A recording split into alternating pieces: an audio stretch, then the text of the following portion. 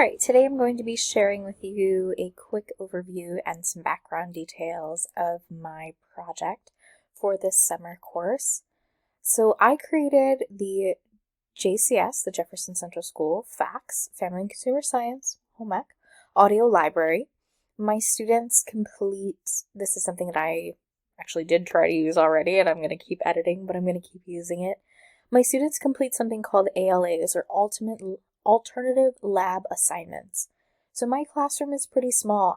And I'm only one person. I can't always have 24 kids cooking all at once, or I only have 3 sewing machines, so there's only so much to go around. So while students are waiting, they are completing what is called alternate lab assignments. And one of the struggles I had this year as a teacher was my students who required either items being read to them or reread, or I do have some students with visual disabilities who prefer to use screen readers and things like that, who needed the auditory part.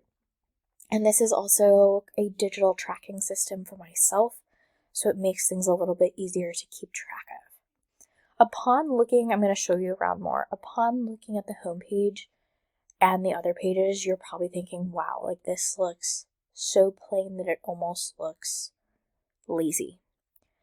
I made the mistake. I had it all jazzed up. I had lots of pictures and stuff like that in here. I did not take screenshots before I changed it. I wish I had. I would show them to you. I actually got to try this with a couple of my students who require screen readers for their visual disabilities, and it just didn't work. We really needed the simplicity because this for me is an accessibility tool and something that I want my students to be able to use pretty instantly and at their convenience. I don't want it to be a pain. So in the future, because this is something I plan to keep using, I want to try and fix some of the jazzed up aspect of it and probably get a little bit more back in there and make it more screen reader friendly, but this was what worked best for us. I'm very thankful that we got to do a little bit of trial and error before the end of the school year. So my students will come into their homepage, and I do hope to share this resource with teachers for other schools too. But if they are specifically a JCS student, they're going to find the drop-down menu that relates to their class. I put in 3 of my classes as my guinea pigs right now. And when they are all done, they're going to head over to the All Done tab. So now I do have just one ALA listed for each class right now. It was the one that we were working on at the end of the school year, so I could actively upload it and they could try it and work with it while they were still in school. But my goal is to have a long list, every ALA, so probably 20 to 30 of them that we do uploaded in here within the next year. So I'll show you around first. So my food prep students are high school students, and one of the last things we made this school year was pretzels. So their ALA was looking into the history of pretzels. Unfortunately, the software I'm using right now to record does not allow me to record audio, but this is, if you go into the website, I'll link it, a very smooth, I would call it beautiful AI reader voice. I did go ahead and record it myself, me reading, and I had my students try the activity and they were like, "Miss Freeman, this is awful."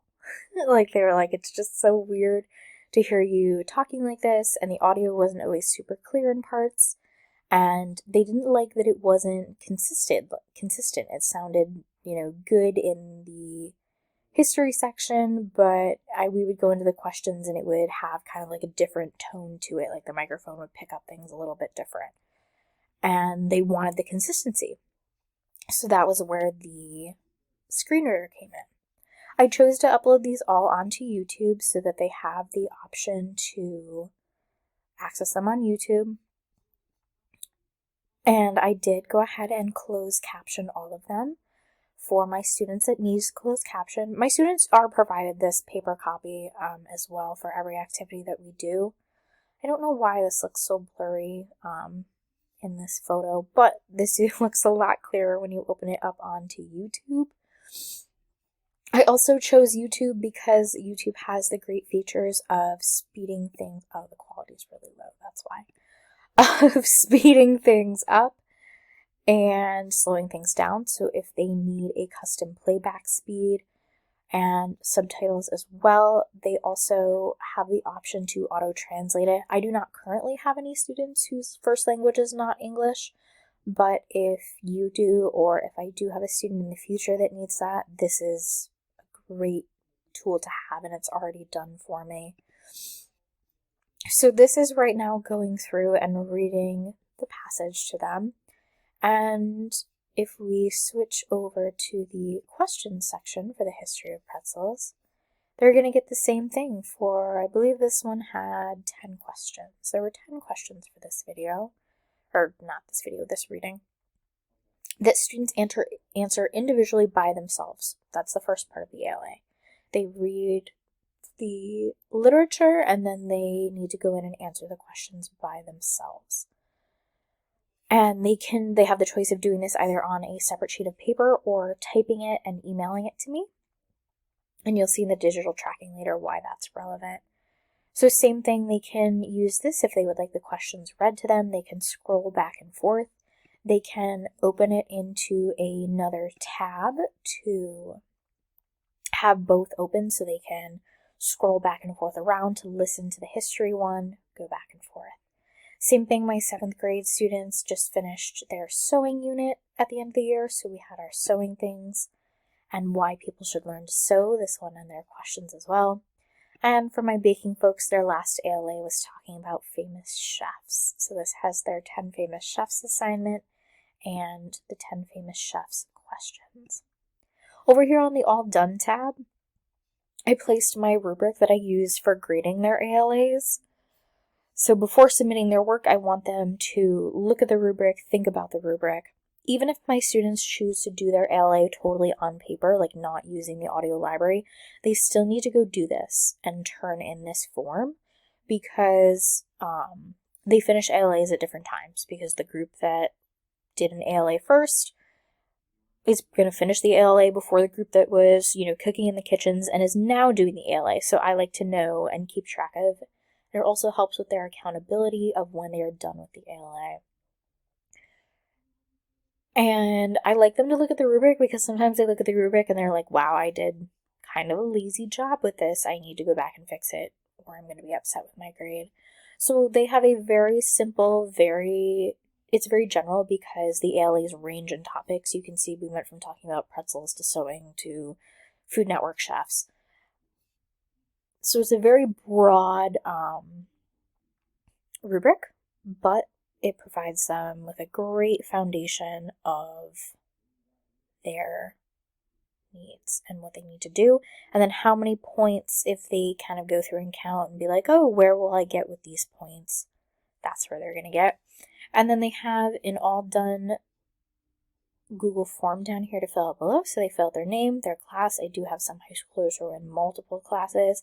And I say, which ALA did you complete? So they would let me know, like, the history of pretzels. And then did you answer the ALA on paper, or did you type it and send it to me? Because sometimes it gets lost in my inbox, or they put it in their wrong drawer, even though the drawer in big letters says turn-in bin. All of my teacher friends know the faith of that. So they can turn in that form as many times as they need. Like I said, this is so simple and so clean because of my screen reader adventure right now. This is really important. I have a student who is completely blind and she was over the moon when I showed her this. So it's really important to me that I'm able to give her options to keep working through her reading assignments. The other thing we were asked to share in this is our course blueprint. I struggled a little bit with this because mine is more of a tool than it is a specific lesson. But this is what it looks like. I will pop it in the links as well in the box. So if you want to take a closer look with it, you can. But with our ALAs, so students work through and complete them by themselves and answer the questions. And their next step is they find a partner or a small group that is done and they have a discussion about the topic. They look at the questions together, they compare answers and ideas, things that they may have experienced in the past with that topic. Have you ever made pretzels before? Have you had Auntie Anne's at the mall? Or what makes a pretzel and why is it important? What are the significance of the shapes? Things like that. So they're having that listening, but also engaging skills of following up with peers and teachers. And then they are participating in small group instruction. And then I also feel that this pushes their independent study skills. They are on their own for this. They need to complete the comprehensions and work on their reading assignment independently, which is why I wanted the recorded audios as well for my students who require extra reading and support. I'm always happy to read it to them, but I'm only one person. I can only do so many things at once, so I wanted to give them a tool to try and put me in more than one place at once. And they are encouraged to take notes on the